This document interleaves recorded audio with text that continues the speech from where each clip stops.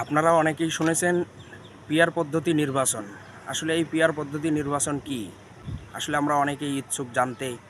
যে আপনারা শুনেছেন যে বিএনপি এবং জামাত চরমোনাই এটা নিয়ে অনেক দ্বিমত চলতেছে।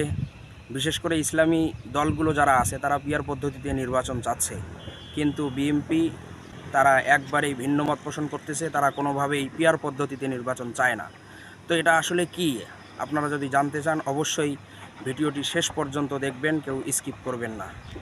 শুরুতে একটা লেখা পড়ে শোনাই আপনাদের। মোতাহার হোসেন লিখেছেন, নির্বাচন একটা ভাওতাবাজি। ধরুন আপনার দেশে মোট ১০০ জন ভোটার আছে, তাদের মধ্যে বিএনপিকে ভোট দিল ৩০ জন, জামাতকে দিল ২৫ জন, গণ অধিকারকে দিল ২০ জন, ইসলামী আন্দোলনকে দিল ১৫ জন, অন্যান্যদের দিল ১০ জন। তাহলে জিতবে কে? জিতবে বিএনপি। মানে দেশের ১০০ জনের মধ্যে মাত্র ৩০ জন লোক বিএনপিকে ভোট দিয়েছে, ৭০ জন লোক বিএনপিকে ভোটই দেয় নাই, তবুও বিএনপি অটো পাস। বেশিরভাগ লোক বিএনপিকে ভোট না দেওয়ার পরও বিএনপি পাস। কেন পাস? এটাই ভাওতাবাজি, গণতন্ত্রের নামে ভাওতাবাজি। এই ভাওতাবাজির একটা সংস্কার দরকার। এজন্যই আনুপাতিকভাবে সংসদ সদস্য নির্বাচনের প্রস্তাব এসেছে। একটি দল যত শতাংশ মোট ভোট পাবে তারা সেই অনুপাতে সংসদীয় আসন পাবে। প্রতিনিধিত্বমূলক সরকার, অর্থাৎ যে দল যত পার্সেন্ট ভোট পাবে সে অনুযায়ী প্রতিনিধি দিয়ে সরকার গঠন করবে। এই লেখায় কি বোঝা গেল?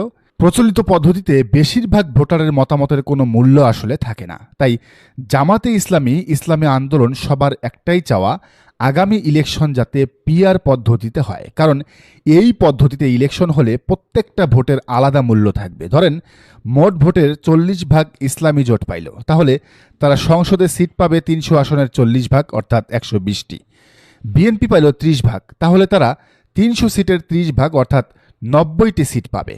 আবার উল্টাটাও হতে পারে, বিএনপি ৭০ ভাগ ভোট পাইলে তারা ২১০টা সিট নিয়ে সংসদে যেতে পারে। কিন্তু বিএনপি এতে রাজি না, না মানে না। তারা এই দাবিকে ইলেকশন পেছানোর দাবি মনে করে, ষড়যন্ত্র মনে করে।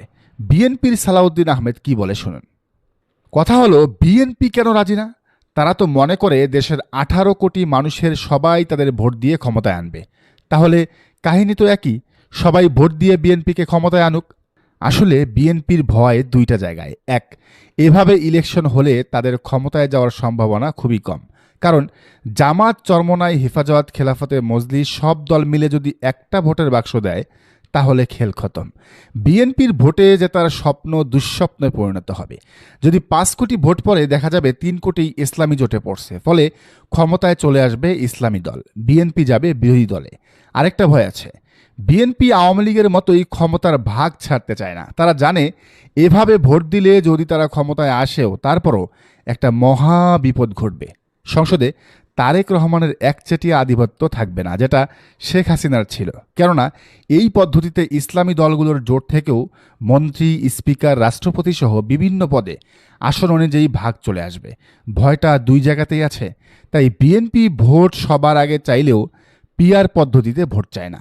এটাকে তারা জামাত, চরমোনাইয়ের ষড়যন্ত্র মনে করে। এক্ষেত্রে বিএনপিপন্থী বুদ্ধিজীবীদের যুক্তি হলো, এই পদ্ধতি নাকি গণতন্ত্রের জন্য হুমকি। তারা বলছে পিআর গণতন্ত্রের জন্য এক ভয়াবহ টুল। এই পদ্ধতি কার্যকর হলে দলের শীর্ষ নেতারা তাদের খেয়াল খুশি মতো প্রার্থীকে সংসদে আনবে। জনগণ ভোট দিবে একজন প্রার্থীকে, অথচ সেই এলাকার জনপ্রতিনিধি হিসাবে জনগণ তাদের পছন্দের যোগ্য মানুষকে পাবে না। ইলেকশন এক প্রকার সিলেকশনে পরিণত হবে। দেশবিরোধী উগ্র ইসলামী আন্দোলন জামাতে ইসলাম জন্মলগ্ন থেকেই বাংলাদেশের ক্ষতি হয় এমন নীতি গ্রহণ করে আসতেছে নিজেদের সুবিধার জন্য।